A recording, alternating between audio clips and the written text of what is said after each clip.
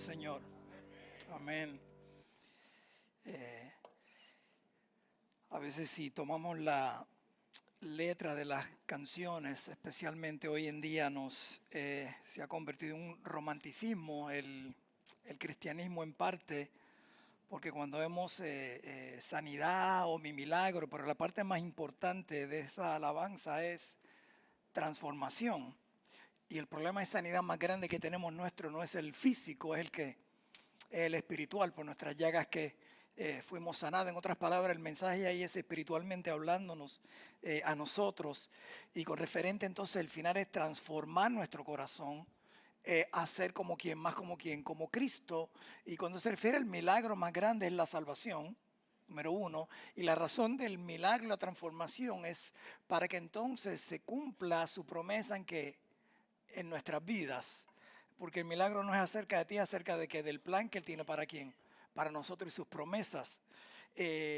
Por eso hoy estoy cubriendo el capítulo primero y voy a ir por los capítulos. Usualmente, si nos está visitando hoy versículo por versículo, estoy un poco de poner el capítulo completo porque tengo que entrar en las Navidades, pero voy a sacar las partes más importantes del primer capítulo para hablar los próximos, concluir la serie con referente a las cartas de Pablo. Y estamos en la segunda carta escrita por el apóstol Pedro y Pablo, pero es Pedro el que escribe aquí. Él está escribiendo, se dirige a los cristianos que estaban localizados en el área que cubría de Turquía a Egipto. Creo que tenemos el mapa, si lo pueden poner para que vean toda esa área. Y básicamente es la misma audiencia. Ve ahí arriba está Turquía y ve el área donde vas hacia Egipto. Toda esa área era porque la iglesia estaba escapando, y por eso la primera carta básicamente fue acerca del sufrimiento para darle esperanza. Y en esta segunda carta el tema de él mayormente es acerca de los falsos maestros y falsas enseñanzas. Esa es la segunda carta, pero empieza la primera carta que vamos a hablar hoy para entender realmente. By the way, sí, ya que tengo a Turquía ahí, el viaje a Turquía de enero cambió para el de las 7 iglesias para noviembre del año que viene. Así que si no podía y quiere ahorrar, pues tiene ahí por lo menos un año para empezar a ahorrar. Y no le pida a Santa Claus, porque Santa Claus no entra ya por la chimenea, está muy gordo y no hay chimenea. Pero órele al Señor y a lo mejor nos acompaña a nosotros el año que viene en noviembre hacia las 7 iglesias de Turquía. Vemos el tema ahora y vemos el apóstol Pedro que comienza con el testimonio que existe dentro del cristiano. Es dentro del cristiano que está el testimonio nuestro. O sea, ¿se acuerdan varias semanas atrás cuando expliqué que lo que sucede usualmente, que básicamente un cristiano es como un muñeco que el helio está dentro y el helio es que lo mantiene viviendo espiritualmente. Y por eso el mundo tiene el aire regular, ¿ok? Y la religión lo que hace básicamente es como cuando las cosas vienen y van, es como el aire se va, pero el Espíritu Santo queda en nosotros, hacer ¿qué? Testimonio de la naturaleza de ¿quién? Divina de Él. Cuando Él dice gracia y paz os sean multiplicadas en el conocimiento de Dios y de nuestro Señor que Jesús. Noten que el apóstol Pablo siempre decía prosigo a la meta. ¿A qué meta? ¿Al conocimiento de quién? De Cristo, de conocer más a quién, a Cristo, de entender la razón por la cual Él nos salvó. Entonces ahí viene el testimonio de la naturaleza divina, el primer punto. O sea, el testimonio es la prueba, justificación y comprobación de la certeza o verdad de algo. Si le entregaste tu vida a Cristo, estas tres cosas dan testimonio de nuestra vida, de la naturaleza divina de Dios que en nosotros. Primeramente, somos participantes. No me gusta tanto la palabra en un sentido, porque me acuerdo que cuando corrías unas carreras y simplemente, aunque llegaras último, te daban no sé cómo se llama, algo decía que eres participante, en otras palabras significa que eres un perdedor, porque no te ganaste una medalla, ¿ok? Pero eso no es lo que se refiere aquí básicamente. Él dice básicamente, como todas las cosas que pertenecen a la vida y a la piedad nos han sido dadas por su divino poder, mediante el conocimiento de aquel que nos llamó por su gloria y qué, y excelencia. Por eso entonces él dice, nos ha dado preciosas y grandísimas ¿qué? Promesas. Y por eso digo que cuando oramos, muchas de nuestras oraciones son ya promesas que ya están incluidas si estamos viviendo para quién, para Él. Si estás viviendo entonces para Él, ya tienes las promesas que están cumplidas. La primera es que Él va a suplir ¿qué? Todas ¿qué? Nuestras necesidades. Y lo tengo que mencionar semana tras semana porque a veces nos preocupamos por el día de mañana. Y dicen, no, si eso está ¿qué? Está cubierto. Es lo que le está diciendo. Entonces tenemos esas promesas que son no solamente preciosas y grandísimas. ¿Para qué? Para que entiendas que seas participante de algo completamente ¿qué? Divino. La naturaleza ¿qué? Divina. Algo que es sobre ¿qué? Sobrenatural. Sobrenatural. Algo que no es natural, que no es ¿qué? Que no es común. Y es divino el plan de que de Dios, el apóstol Pablo nos quiere dejar saber, mediante el conocimiento de Cristo, que tenemos primeramente un divino poder. Y Hechos 1:8 usa la palabra poder, dinamita para hacer ¿qué? Testigos. Vamos a llegar más adelante. Dice, y grandísimas promesas de la naturaleza de ¿quién? De Dios, porque Dios ya está ¿qué? En nosotros. Y mira lo que dice, ya que ahora hemos escapado de la corrupción a causa de la concupiscencia. Y concupiscencia es el pecado, son los deseos de la carne, o sea, de la esclavitud al pecado. Y lo cantamos hoy día. Supuestamente somos ¿qué? Ya no soy ¿qué? Esclavo de ¿qué? Del pecado. Ya no puedo disfrutar ¿qué? El pecado, porque vine a ser ¿qué? Hijo de Dios. No, este pasaje es paralelo a Gálatas un poco. ¿Okay? Gálatas nos dice entonces, digo pues, andad en el Espíritu. La palabra andar es vivir en el Espíritu. Está hablando del Espíritu Santo, letra mayúscula. Y no satisfacer los deseos de ¿qué? De la carne. De la carne. Porque el deseo de la carne es contra ¿qué? Contra el Espíritu. Hay una competencia. Si tú le entregaste tu vida a Cristo, empieza la competencia. Antes no había competencia. Antes había conciencia, ¿ok? Vamos a ser honestos. Porque la conciencia te dicta no hagas tal cosa. Pero si realmente no hubiera policías en las carreteras, ¿ok? Ni supiéramos que íbamos a salir libres de cualquier crimen, ¿cuántos de nosotros estuviéramos guiando? Bueno, algunos de ustedes todavía, aunque haga policía, yo lo he visto guiar. Lo he visto salir de la iglesia, como ustedes manejan. Y es conciencia, es temor a algo. Convicción es diferente. Primero porque ya está el Espíritu de Dios que en nosotros. El deseo de la carne es contra el Espíritu y el Espíritu es contra la carne. Y estos se oponen entre sí para que no hagáis lo que quisieras. Sino se ha guiado ¿por qué? Por el Espíritu. Ya no estamos bajo la ley, sino porque el Espíritu. O sea que ya tú fuiste comprado no para hacer lo que tú quieres. Cuando hablamos y cantamos, Él va a responder tu milagro. No, no es tu milagro. ¿El milagro de quién? De Él, porque ya le entregaste tu vida ¿a quién? A Cristo. Tu milagro va en línea con lo que Él quiere hacer ¿qué? En tu vida, en nuestra vida. Por eso entonces mira cómo podemos entender nuestra participación divina. Entonces Él nos da unos pasos a seguir. Y lo que me extraña aquí, no que me extraña básicamente, y mencioné este pasaje en la ordenación del pastor Álvaro, que Él nos da unos pasos a seguir. Y dice, vosotros también poniendo toda diligencia, ¿ok? Por esto mismo, añadir a vuestra fe virtud. A la virtud conocimiento, el conocimiento dominio propio, el dominio propio paciencia, a la paciencia piedad y a la piedad afecto fraternal y el afecto fraternal amor. Los primeros son la base del resultado de alguien que está controlado y guiado por el Espíritu Santo. Tú no vas a tener realmente un dominio propio, ni un control, ni una paz, a menos que ya el Espíritu Santo está ¿qué? ¿Dentro de qué? De ti. ¿Ok? Tú puedes tratar de vivir como un religioso. Y podemos tener mejor temperamento que un nuevo convertido.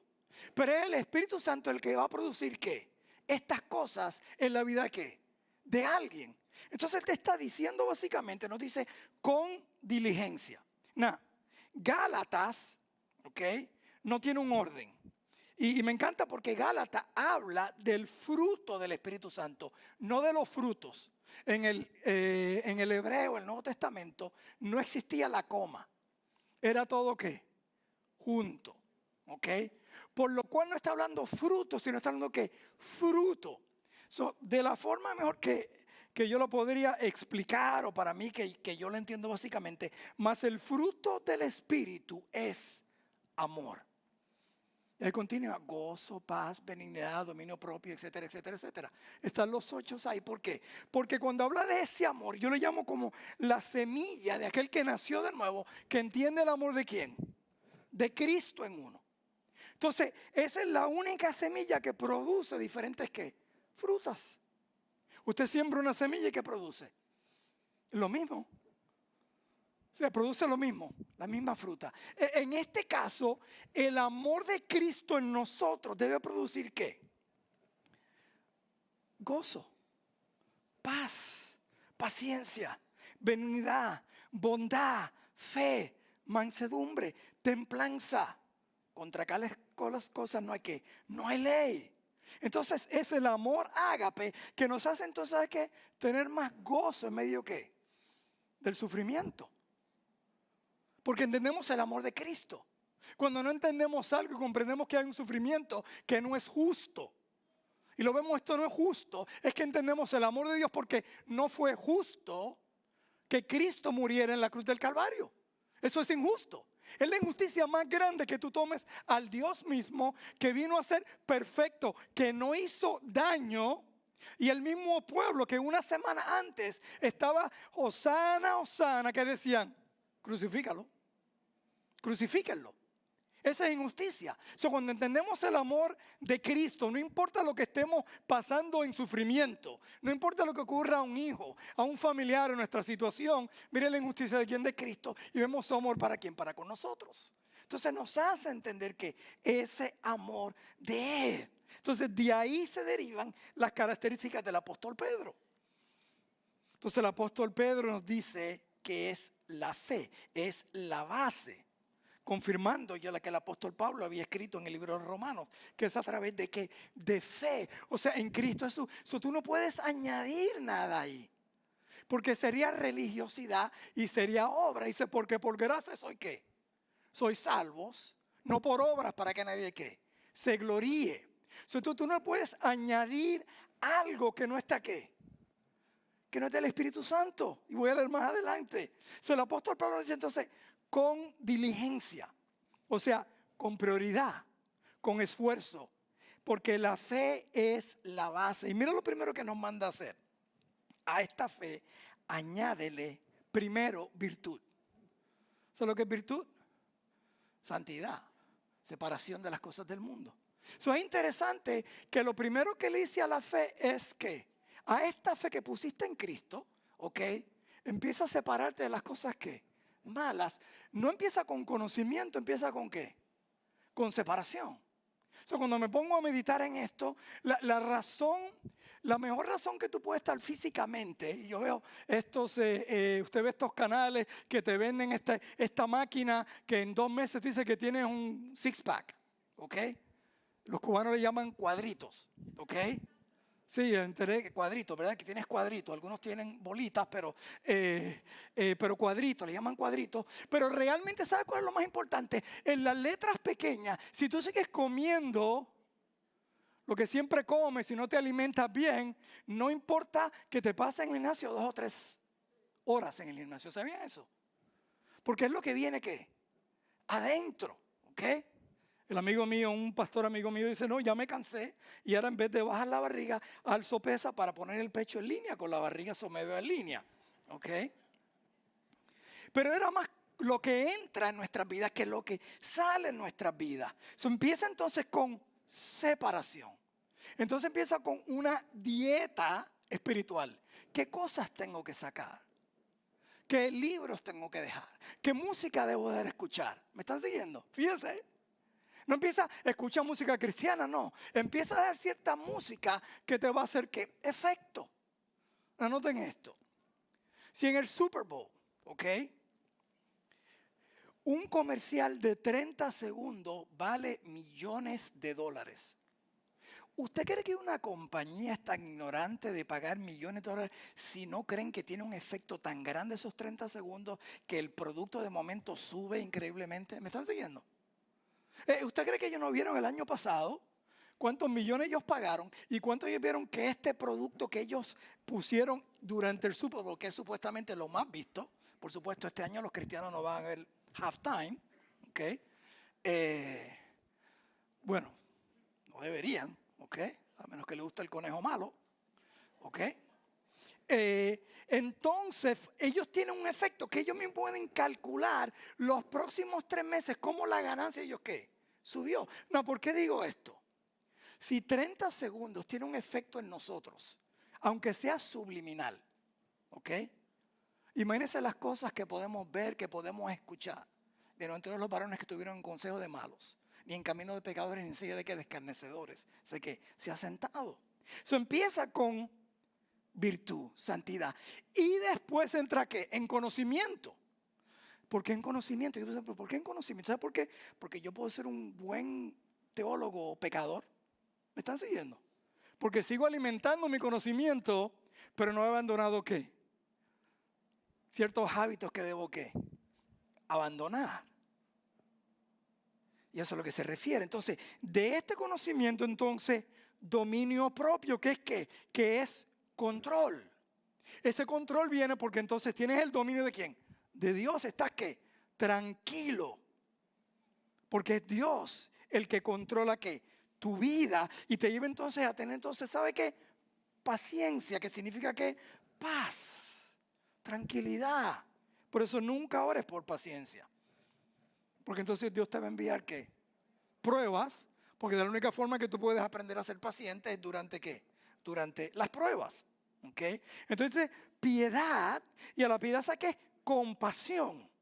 ¿Ok?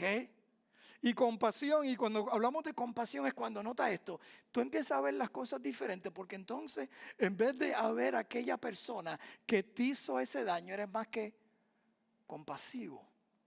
Y lo ves que diferente. Cuando tú ves las cosas diferentes, pues tú actúas diferente.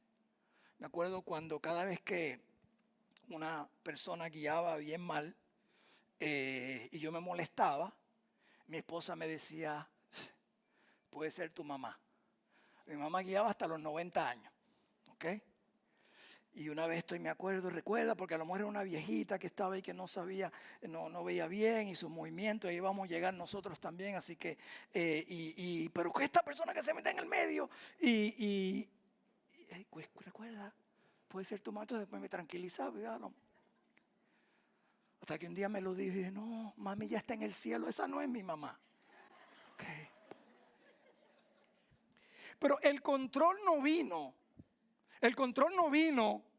porque yo era espiritual, es simplemente porque me dieron una información que digo, ok, pues entonces está bien. Entonces, cuando tú eres controlado por el conocimiento de Cristo, ok, entonces tú puedes actuar y ser más piadoso. Y de ahí viene afecto fraternal, que es fileo, que es amor entre qué, entre hermanos. Por eso yo digo, wow, pero si esto se come en nosotros, como dice Colosenses, ¿dónde está el amor de qué? ¿De entre qué? De entre hermanos. Y concluye porque dice amor fraternal, y es una diferencia, y amor, porque hay dos diferentes tipos de amor. Y al final acá con qué? Con ágape. Noten esto. Pedro concluye con amor, Pablo en Gálatas empieza con qué? Con amor. ¿El amor de quién? De Dios. Entonces cuando tú amas a Dios de verdad, no de embuste, entonces tú puedes perdonar. Porque es el amor de quién? De Dios. Y Él te perdonó a ti. ¿Cierto o no es cierto? Entonces cuando tú entiendes que Él te perdonó, se te hace más fácil perdonar porque tú le estás dando no tu amor, porque no es tu amor. El mío es condicional. ¿Me están siguiendo? Y el tuyo también. Pero cuando el amor de Dios está en ti, ¿ok? El amor ágape, ¿qué resultado? Que es un amor sin condición. No importa lo que te hayan ¿qué? Hecho. ¿Me están siguiendo? No estoy diciendo que es fácil. Pero el amor de quién? De Dios. Yo solamente lo he visto en la cruz. Y en varias personas, pero es un amor bien difícil porque en la misma cruz Él dijo, Padre, ¿qué? Perdónalos. Porque no saben lo que hacen. Él fue perfecto. Usted se me dice, yo estuviera en la cruz. Oh, no. Yo quiero venganza. yo creo que ven una legión de ángeles y los corta la cabeza a todos. Y a lo mejor soy misericordioso en la cruz, pero cuando resucito, yo vengo a cortar cabeza. Estoy primero al otro día en el balcón de Pilato. ¿Me están siguiendo? Pues that's me. Pero sin embargo, Jesús nos dejó ¿qué? Su ejemplo, el cual es imposible cumplir a menos que sea el amor de Él para con nosotros. Y nunca se me olvida, y ojalá lo hubiera traído hoy en vídeo para que lo vieran, como este asesino no me acuerdo la cantidad de jovencitas que él asesinó. Y estaba en juicio con, usted le ve la cara, era una persona, si ustedes lo que llaman dead eyes, ojos muertos sin ningún tipo de ¿qué? De sentimiento, cuando venía especialmente todo padre. ¿Sabe cuando van a tener la sentencia de alguien como para que el jurado no tenga misericordia de él? Y todo el mundo vino básicamente a descargar su ira. Porque cada uno de esos padres tenía una hija que fue abusada y asesinada. Hasta que se levantó un señor, y digo honestamente, yo pensé que era Santa Claus, no lo digo porque era gordito, con su barba y todo eso. Y mira lo que le dijo: a pesar de mi dolor, yo he decidido perdonarte, porque yo soy cristiano. Es que tiene que ser cristiano porque nadie tiene ese tipo de amor. Fue la primera vez que los ojos de ese hombre, que parecían ojos muertos, como que se abrieron. Se abrieron. Y tuvieron compasión por primera vez en su vida. Porque un tipo de criminal así no tiene ningún tipo de compasión. Y aún los papás hablando, era como hablando alguien que estaba ¿qué? Muerto. Hasta que él enseñó el amor y la compasión ¿de quién? De Cristo. De Cristo. El amor de Dios. Dice, si no nos ocupamos y dejamos que el Espíritu trabaje en nosotros y con nosotros, fíjese, porque el Espíritu supuestamente que esté en nosotros es el testimonio de la que, de una relación que es divina de Dios. Solamente el hombre puede entender eso, el hombre que ha nacido de nuevo. Entonces el Espíritu Santo trabaja en nosotros, con nosotros, a través de que de situaciones y de personas. Sí, porque es bien fácil. Dice, ¿y usted ha perdonado? Pastor, yo no tengo ningún problema en perdonar. Ay, nadie nunca me ha ofendido. Pues seguro.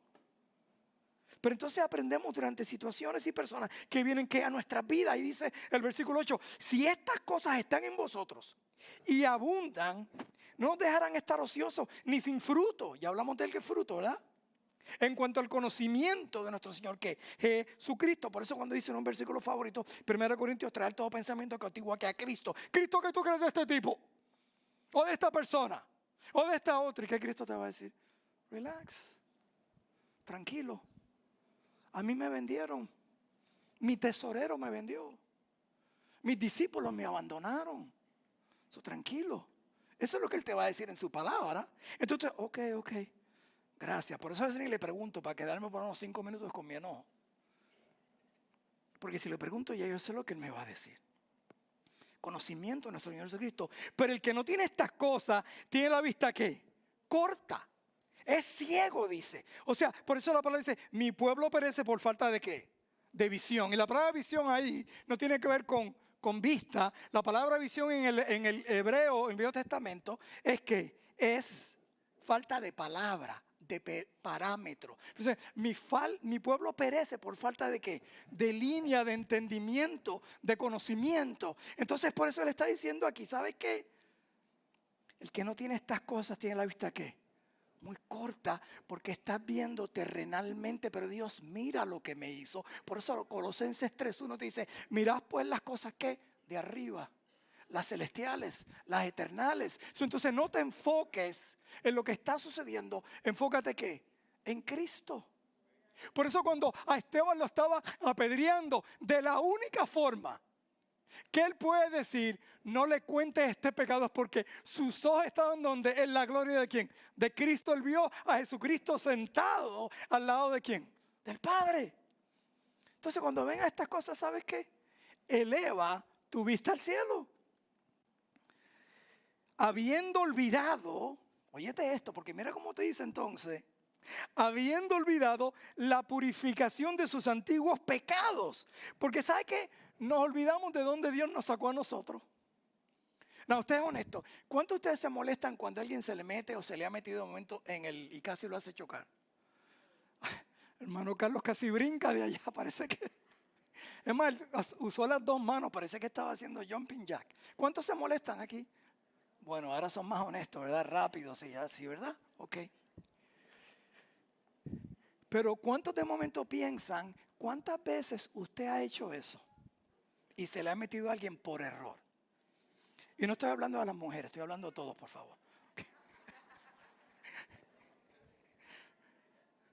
Todos, pero es lo mismo. De momento nos olvidamos de donde Dios ¿qué?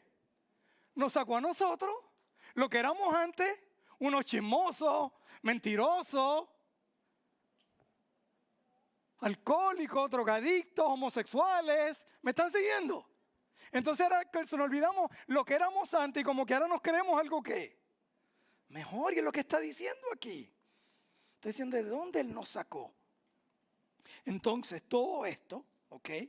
De donde nos sacó y lo que éramos antes, para entender que podemos vivir ahora una vida que es diferente. Por eso en Juan 10 dice, para que tengan vida la tengan aquí en abundancia. Entonces esto nos hace entender nuestro propósito y llamado en nuestras vidas. Y llamado en nuestras vidas, porque es el propósito. Antes de entrar en el versículo 10. Y esto no es fácil de entender, porque por eso yo creo que en los tiempos de antes, cuando te convertías, te cambiaban ¿qué? El nombre. Y yo creo que eso debería hacerse hoy día para acordarte que tú has ¿qué? Cambiado. ¿Ok? Digo, no que se llama Joaquín, ahora se llama Carla, pero, ¿verdad? Juan, José o algo por el estilo. Sino que el nombre cambia, porque entonces cuando te empiezan a llamar como diferente, me imagino que los primeros días tú no te das cuenta que te están llamando, ¿ok? Como la hermana Lina llamando a Pedro y era el señor Armando, y le tomó como 3 días en el viaje misionero por lo menos decir su nombre, y por eso no respondía. Pedro, no es Pedro, es Armando, hermana, ok. Pues de igual manera caes en cuenta, espérate, es que ya ese no es mi nombre. Ya yo soy que diferente y tengo un propósito diferente en esta vida. Por eso, por lo cual, hermanos, tanto más, procurad hacer firme vuestra vocación y elección, porque haciendo estas cosas no caerás jamás. ¿Sabes lo que significa vocación? La vocación es una inclinación, un llamado, un deseo profundo hacia una actividad, profesión o oficio que genera realización y sentido de vida. Es tremendo cuando buscas el significado de algo, como que te hace, te da sentido a tu vida. Se compone de factores personales como intereses, aptitudes y se construye a lo largo del tiempo, pudiendo dar lugar a una profesión, pero también abarcando una misión vital que más vaya de la puramente laboral. ¿Me están siguiendo? Eso es una vocación. Eso es lo que entendía la Biblia, porque entonces cuando tú entiendes que tú tienes una vocación, eso es lo que te inclina y eso te da propósito y sentido a tu vida. Porque si tu sentido es sobrevivir y promoción de trabajo y ver lo que puedo comprar y ver lo que puedo tener, esa es una vocación del mundo, no una vocación ¿de quién? De Dios. No hay nada malo con una casa, con un carro o con la profesión. Simplemente entender cuál es ¿qué? Tu vocación. Le pregunté una vez a mi mamá sobre mi papá y decía, él se quedó en el mismo trabajo por toda su vida, a pesar de que pudo haber buscado trabajo mejor. Y mi mamá me dice, no, lo que pasa es que él tenía el horario perfecto para servir al Señor. Él entendía cuál era su vocación. No era buscar otro aumento, buscar una... y no es que nada malo en eso, simplemente entendía, este es el horario que Dios me tiene porque puedo servir al Señor sin ningún ¿qué? Problema. Porque ya le entendía las grandezas promesas de que mi Dios va a suplir ¿qué? Todas mis necesidades. Por lo cual no tengo que afanarme porque yo entiendo cuál es mi vocación. Me acuerdo también el hermano Luis, uno de mis primeros discípulos que hoy en día es más joven que yo y ya está retirado. Y no está retirado porque empezó a coger profesiones, porque vive en la misma casa, pero en el discipulado, cuando le estoy hablando de cómo manejar sus finanzas, él lo cogió literalmente y empezó a aplicar todos los principios y sabe que manejó, y no es rico, y está retirado tranquilo a los 62 años. Pero cada vez que iba a Puerto Rico y le preguntaban, oye, ¿qué tú haces en Orlando? Y él decía, bueno, yo soy diácono, encargado de evangelismo y maestro de escuela dominical y trabajo para el gobierno. ¿Me están siguiendo? Él entendía su vocación y su llamado, porque lo otro es lo que Dios usa para mantenerte mientras tú estás cumpliendo tu vocación y tu llamado. Por eso el apóstol Pablo en Efesios 4, él dice que yo soy preso ¿de quién? De Cristo. Y habla que esa es mi vocación y mi llamado. Porque él entendía, yo no soy preso del gobierno romano, yo no soy preso de la persecución, yo no soy preso del hielo de ICE. Yo soy preso ¿de quién? De Cristo, porque ese es mi llamado. Cuando tú tienes tu llamado, entonces no es geográfico. Es el mismo en Venezuela, en Puerto Rico, en Cuba y en Estados Unidos. Donde quiera que tú estés, ya tienes tu vocación. Y en esa vocación Dios va ¿a qué? A proveer ¿qué? Todas tus necesidades. ¿Me están siguiendo? Entonces, por eso son las grandezas, promesas que Él tiene que para nosotros. Eso es lo que se llama divino. Su vida divina en nosotros. El llamado, miren lo que es llamado es. La palabra llamado se refiere a la acción y afecto de llamar. ¿Da? En tanto llamar hace referencia a invocar, a convocar, a citar, a nombrar, a denominar a alguien en su defecto, a dar voces, señales para atraer atención de un individuo. Entonces tenemos un llamado de llamar ¿qué? Atención, de hablar. Se usa también a un llamado cuando alguien realiza que algo ante una importante audiencia o público con el objetivo que lo apoyen o lo sigan a una determinada actividad, tarea o propuesta. Entonces el llamado del cristiano, la vocación y el llamado. O sea, el apóstol Pedro nos está dejando saber que nuestra vocación y nuestro llamado nos ayudarán a no caer. ¿Por qué no caer? Porque cuando tienes tu llamado y tu vocación, ¿sabes qué? Todo lo demás es que es secundario. No vas a ser atraído por las cosas de qué? De este mundo. No importa lo que el mundo te ofrezca. No vas a ser que distraído. Entonces mira lo que él dice que puse a ver aquí. Pero ¿qué significa eso? Dice, no dejará. ¿Ok? Porque haciendo estas cosas no caerás jamás. Porque es de esta manera os será otorgada amplia y generosa entrada en el reino eterno de nuestro Señor y Salvador Jesucristo. ¿A qué se refiere esto? Amplia entrada. Porque el que es salvo va a entrar. ¿Ok? Yo menos si algunos van a entrar por el callejón de atrás, no sé, pero va a entrar si es salvo. ¿Ok? Pero está hablando de una entrada, un tipo de entrada donde tú puedes entrar, porque en 1 Corintios capítulo 3 te habla del juicio del cristiano. Entonces que tú puedes entrar, ¿ok? Como entran aquellas personas cuando van al Oscar, ¿verdad? Entran como con su red carpet, ¿verdad? Su carpeta, alfombra roja y entran así para tomarle fotos. Porque entonces el hecho que tú puedes entrar, no en orgullo, pero simplemente, ¿sabes qué? Yo hice qué. ¿Cómo usted cree que entró Pedro y Pablo? Oh, man. Ellos entraron ¿qué? Tremenda entrada. Que tienen que haber entrado. Tremenda entrada, pero obviamente es ¿para quién? Para Cristo. Para Cristo. Por eso 1 Corintios 3:3 dice, la obra de cada uno será manifiesta. Porque el día la declarará, pues por el fuego será revelada. Y la obra de cada uno cual sea, el fuego la probará. Si permaneciere la obra de alguno que sobreedificó, recibirá ¿qué? Recompensa. Y si la obra de alguno se quemare, él sufrirá ¿qué? Pérdida. Si bien él mismo será salvo, aunque así como por fuego. ¿A qué se está refiriendo ahí? Que básicamente tú no eres salvo por obra, solo por su gracia. Pero que las obras que tú hagas en Cristo después de la salvación va a ser juzgada a ver si fueron realmente dirigidas por quién, por Dios. Porque ningún otro éxito aquí en la tierra vale absolutamente, ¿sabe qué? Nada si no tiene un valor eterno. Aquí Pedro escribe como la labor, así como el pastor, que es continuar recordándoles algo. Pues yo no dejaré de recordaros siempre estas cosas, aunque vosotros las sepáis y estén confirmados en la verdad presente. Y por eso tengo, no por justo, el despertaros con amonestación. ¿Okay? Yo también, voy a cortar al 15. Yo también procuraré con diligencia que después de mi partida vosotros podáis en todo momento tener memoria de estas cosas. Como escribió el apóstol Pedro, está hablando aquí como su labor, así como un buen pastor, dirigiéndose y recordándolos para mantenerlos despiertos para que ocurran estas cosas diligentemente. ¿Por qué? Porque él estaba por morir. Esta era una de sus cartas finales, él estaba ya por morir. Y yo no sé usted, pero cuando usted está por morir, dice las noticias que es más importante que tiene.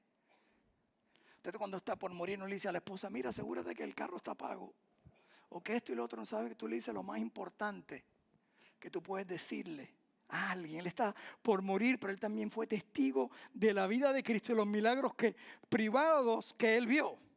Porque Jesús no se llevó a todos sus discípulos, usualmente llevó ¿qué? A 3. Juan, Santiago y Pedro. Concluyo. Testigos de la gloria de Cristo. Primero, witnesses of glory of Christ, presenciales, que es en persona. Porque no hemos dado a conocer el poder y la venida de nuestro Señor Jesucristo siguiendo fábulas artificiosas. O sea, esto no es cuento, sino que yo vi con mis propios ojos que su majestad, cuando él recibió de Dios Padre honra y gloria y le fue enviado desde la magnífica gloria una voz que decía, este es mi hijo, en el cual tengo complacencia. Y nosotros oímos esta voz enviada del cielo cuando estábamos en el monte ¿qué? Santo. Esto no es cuenta, yo lo vi. Y si leo el pasaje, no veo el pasaje completo, pero entonces cuando se apareció, o sea que Pedro no tenía problemas con hablar y meter la pierna, ¿ok? La pata, porque a veces eran animaladas que decía, pero, ¿ok? Y está ahí, y estaba ¿quién? Moisés y Elías. Esta es una pregunta por la cual yo creo que en el cielo vamos a reconocer a las personas. Porque en el tiempo de Pedro no había cartas de pelota ni de fútbol como hay hoy en día, que tú puedes reconocer a alguien con las estadísticas atrás. Oh, mira, ese es Elías. Elías dio tantas profesiones y hasta que está Moisés no. Lo reconoció. Y él dice así pensando, oye, vamos a hacer como tres púlpitos, ¿verdad? Como se hacen en las Olimpiadas. Plata, bronce y oro. Y ahí mismo Dios lo interrumpe. Tú no sabes lo que tú estás hablando. Este es mi hijo. No hay comparación. Moisés representaba ¿qué? ¿La qué? La ley. ¿Y Elías? Los profetas. Y estaban ahí. Él vio esto. Por eso él vio, entonces, él dice, yo soy testigo de lo que yo vi de Dios el Padre. Hablando de quién? De su Hijo Jesucristo. Y entonces él concluye con tremendo pasaje, tremendo versículo esto. Tenemos no solamente la presencia, que lo vieron presencialmente, sino la palabra profética. Dice, tenemos también la palabra profética más segura, la cual hacéis bien en estar atento. ¿Qué? ¿Por qué? Mire cómo debemos tratar la palabra de Dios. Primero, porque es lo más seguro y profético que hay. Amén. Usted lee el periódico. ¿Por qué usted lee el periódico todos los días? Usted ha notado que la gente muere en el orden alfabético, ¿verdad? Increíble. ¿Sabían eso? Algunos todavía están pensando, sí, búsquelo. En el cosa ese, ¿cómo le llaman al obituario? Muere en orden alfabético. ¿Ok? Todavía están pensando algo que no está bien. Pero leemos el periódico para saber lo que está ocurriendo. Cuando, si usted lee la Biblia, sabe lo que va a ocurrir. Y por eso la gente se preocupa muchas veces. Todo esto es profético. Todo lo que está ocurriendo es profético. So, no te alarmes. Es lo más seguro que tenemos de lo que va a ocurrir. Pero segundo, por eso te dice, mira lo que te dice. Estás bien atento como a una antorcha que alumbra un lugar oscuro. O sea, en otras palabras, no es que mañana vayas al trabajo con la luz apagada y pongas la Biblia así. ¿Ok? Está hablando de que la palabra te va en medio de oscuridad, en medio de lo que está ocurriendo. Como una antorcha te está dando un ejemplo. Y si tú estás en un lugar oscuro, ¿ok? ¿Sabes lo que significa entonces prender qué? La luz, porque entonces puedes caminar y ver correctamente. A eso es lo que está diciendo, como una antorcha que alumbra el lugar oscuro hasta que el día que se enclarezca, hasta que un día que Él venga. Concluyo entendiendo primero esto, que ninguna profecía de la Escritura es de interpretación ¿qué? Privada. ¿Sabe cuántas interpretaciones hay en la Biblia? ¿Cuántas interpretaciones hay en la Biblia? Una. Es una nada más la interpretación. Sí, es una. O sea, cuando usted lee un periódico, cuando usted habla con alguien, ¿cuántas interpretaciones hay? Una. ¿Ok? Si yo digo algo, estoy diciendo que literalmente. ¿Ok? Por lo cual es solamente una interpretación. Aplicación puede haber muchas. Pero interpretación hay una. Dios quiere que tú sepas una cosa y Él no le dio esta interpretación. Yo soy apóstol y recibí algo del Señor. No, ya tenemos toda la palabra de Dios. Por eso concluye en Apocalipsis que nadie le puede añadir a la palabra de Dios. Es un anatema, es un maldito, le está diciendo. Ya tenemos toda la palabra que necesitamos. Entonces fue revelada no por interpretación privada para cada uno, sino si alguien, y digo esto, si un pastor dice algo completamente diferente a lo que yo digo, refiriendo a un versículo bíblico, completamente interpretación, uno de los dos estamos mal. Anoten, yo no dije que él está mal, yo siempre uno de los dos estamos mal. Yo tengo que tomar responsabilidad y asegurarme que lo que estoy estudiando es lo que digo que correctamente, que es lo que Él quiere decirnos a nosotros. Mi amigo Otto Sánchez dice que cuando él predica, él siempre mira hacia atrás para asegurarse que el escritor del libro obviamente no está ahí, no haga así. Como quien dice, eso no fue lo que yo signifiqué cuando escribí esto. Porque cualquier versículo sacado fuera de contexto crea que es un pretexto. Por eso, nuevamente, y en los versículos, los próximos 2 domingos, vamos a hablar de los falsos profetas y de las falsas enseñanzas.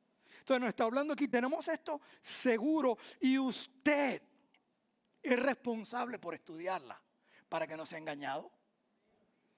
Es increíble, las iglesias más grandes hoy en día, en Miami, no voy a mencionar el nombre, increíble cómo se llenan, porque la Biblia ya dice que en el tiempo final habría ¿qué?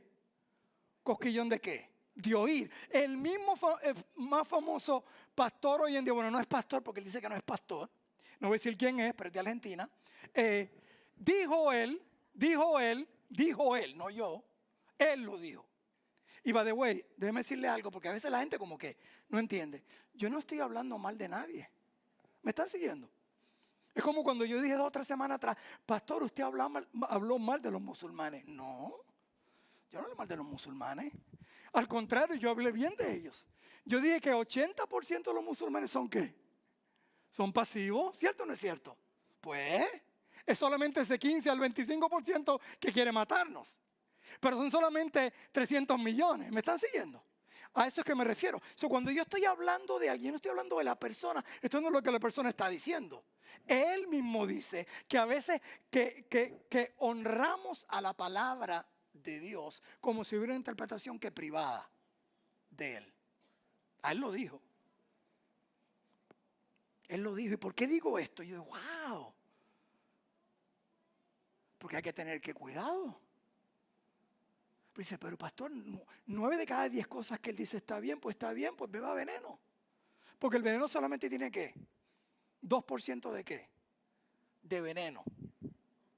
Cuidado, y eso vamos a estar hablando la próxima semana, así que venga, porque es tremendo mensaje, no porque yo lo digo, sino porque está escrito y nos da características para reconocer a un falso ¿qué? Maestro. Tercero, es una interpretación para todos de igual manera, dada por hombres inspirados por la tercera persona de la Trinidad. La Biblia no fue escrita por hombres. Sí, fue escrita por hombres, fue inspirada por quién, por Dios. ¿A qué se refiere eso? En los tiempos de antes y hoy en día, usted recibe una carta que es firmada por el presidente de la compañía o el CEO. ¿Quién usted que la escribió? ¿Usted cree que la escribió él? No. ¿La escribió quién? La secretaria. Dirigida por quién, por él. Porque si aún entiende el sentido común, es imposible que en los salmos esté hablando de la profecía de la crucifixión de Cristo. Porque el salmista no sabía y no tenía esa información. ¿Me están siguiendo? Porque en Romanos 22 está hablando de la crucifixión de Cristo, por lo cual, oigan esto, el imperio romano no existía todavía. El imperio romano fue el que trajo ¿qué? La crucifixión. Entonces, ¿cómo el rey David o los escritores del Antiguo Testamento sabían lo que iba a ocurrir, dónde Jesús iba a nacer, cómo Jesús iba a nacer, dónde y cómo le iba a morir. Entonces Dios que la sopló, la interpretó, entonces la dio a los hombres que le escribieron. Entonces cuando entendemos esto y lo vemos como antorcha, y vemos lo que ocurre ahí como una guía en nuestras vidas y las promesas que tiene, porque ya tenemos el escritor dentro de nosotros, que es el Espíritu Santo. O sea, lo que está haciendo básicamente es hacerle preguntas, ¿qué quiere decir esto? Y por eso la iglesia existe. Porque a veces cosas que no podemos entender, pero el 80% está blanco y negro.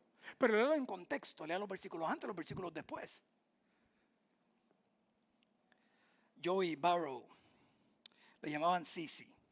Y no porque era Sisi, la esposa del pastor Ludwig, sino en los tiempos para que veas, había bullying en los 1930.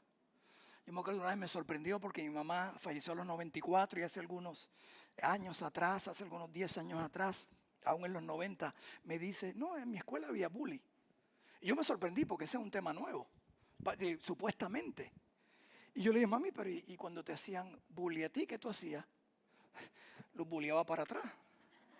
Bulleaba, por si acaso una palabra puertorriqueña dominicana mezclado, ¿ok? Bulleaba, ¿ok?